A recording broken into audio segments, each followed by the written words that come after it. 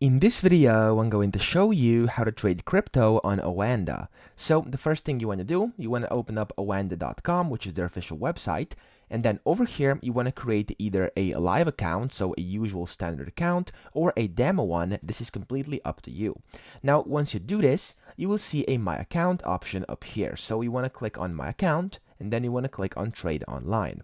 Now here you'll kind of see this, and then you will automatically get connected, so you're going to have to put in your username and password you just got when you created your Oanda account, and then you will have to accept this. And there we go, you're now inside the trading platform. Now, once you're in here to actually trade crypto, you can just go here to the right where it says search symbol, click on that, and it's gonna pop up a bunch of things. And here it says crypto, so it should be the first thing that's listed over here, I mean the third one, or you can just type in crypto as well, and it should find it in case you can see it over here.